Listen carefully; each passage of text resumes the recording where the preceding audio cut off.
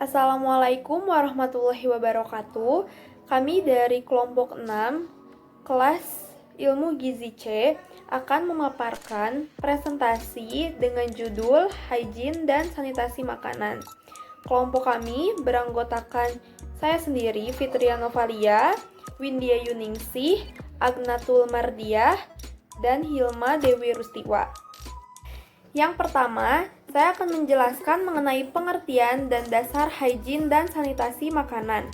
Hygiene dan sanitasi mengacu pada lingkungan sehat meliputi lingkungan pemukiman, tempat kerja, tempat rekreasi, serta tempat dan fasilitas umum, sesuai dengan Undang-Undang Nomor 36 Tahun 2009 tentang Kesehatan. Pengelolaan makanan oleh Jasa Boga harus memenuhi hygiene dan sanitasi yang dilakukan sesuai cara pengolahan makanan yang baik, sesuai dengan Permenkes Republik Indonesia Nomor 1096/Menkes/Per/6/2011 tentang hygiene dan sanitasi jasa boga. Pengertian hygiene adalah upaya kesehatan dengan cara memelihara dan melindungi kebersihan subjeknya.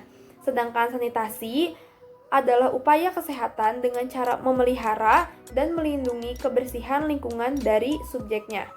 Tujuan utama dari hygiene dan sanitasi adalah mencegah kontaminasi makanan oleh bakteri, mencegah perkembangbiakan bakteri, dan mencegah terjadinya kontaminasi silang dan rekontaminasi. Dasar penyelenggaraan hygiene dan sanitasi pangan terdapat dalam Undang-Undang Nomor 18 Tahun 2012 tentang Pangan Pasal 70 dan 71, PP Nomor 28 Tahun 2004 tentang keamanan, mutu, dan gizi pangan.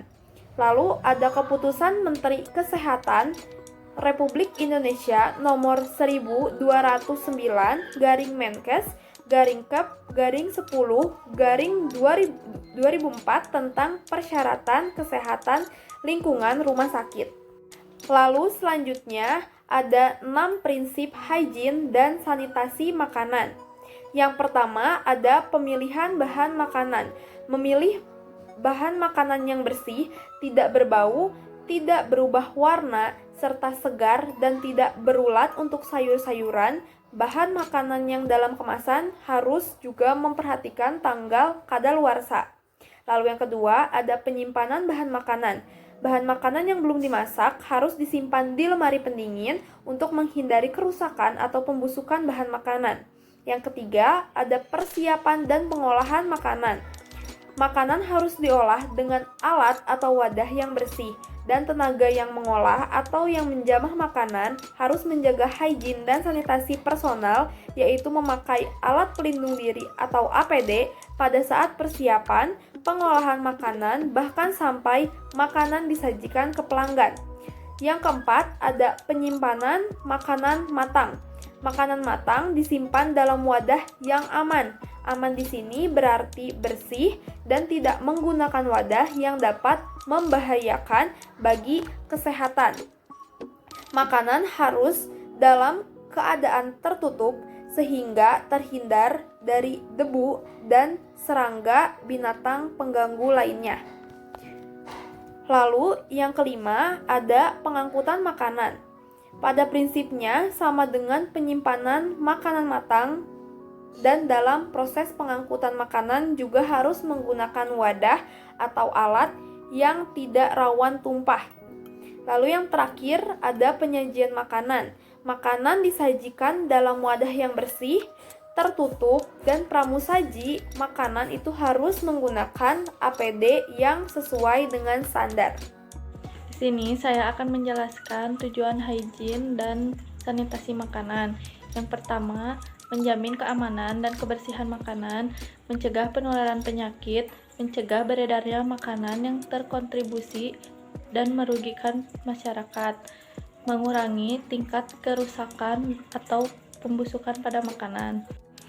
Peraturan penjamah makanan menurut Menteri Kesehatan Republik Indonesia Yang pertama, tidak merokok, tidak sedang makan atau mengunyah, tidak memakai perhiasan kecuali cincin kawin, tidak menggunakan peralatan dan fasilitas yang bukan untuk keperluannya, selalu mencuci tangan sebelum bekerja, setelah bekerja, dan setelah keluar dari toilet.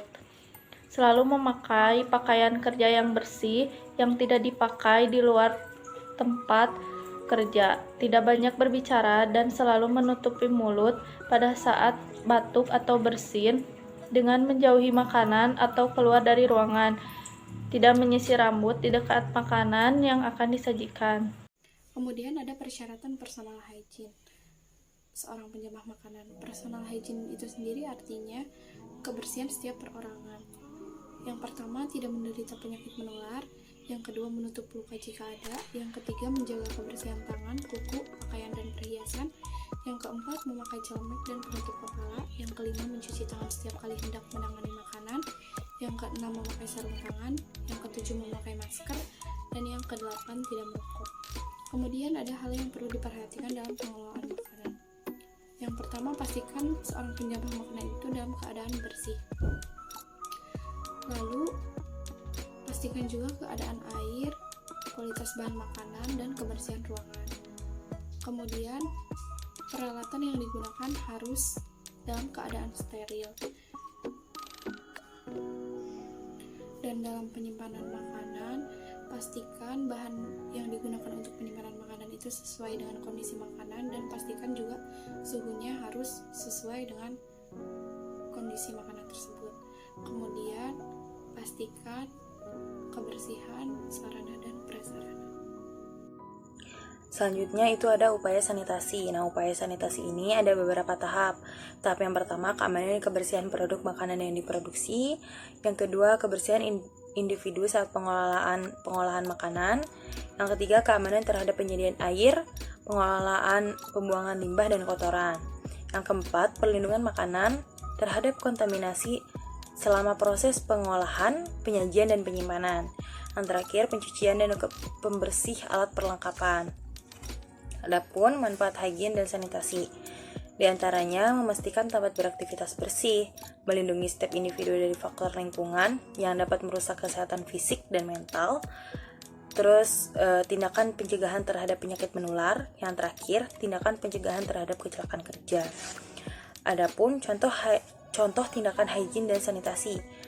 Contoh tindakan hygiene diantaranya yaitu mencuci tangan hingga bersih setiap akan makan, mandi dan menggosok gigi secara teratur untuk menjaga kebersihan tubuh, menjaga kebersihan bahan makanan dan juga makanan yang telah diolah. Yang terakhir, menjaga kebersihan semua peralatan memasak dan wadah makanan. Adapun contoh tindakan dari sanitasi itu membuat dan mengatur saluran pembuangan air hujan dan di pinggir jalan. Yang kedua, membuat dan mengatur saluran pembuangan limbah rumah tangga dari dapur dan kamar mandi. Selanjutnya, membuang sampah pada tempat yang telah disediakan. Yang terakhir itu pengelolaan limbah atau sampah dengan baik, teratur dan berkesinambungan, misalnya dengan memilih sampah plastik, kertas, organik, kaca, dan logam. Sekian presentasi atau pemaparan mengenai hygiene dan sanitasi dari kelompok kami. Mohon maaf apabila ada kesalahan. Terima kasih. Wassalamualaikum warahmatullahi wabarakatuh.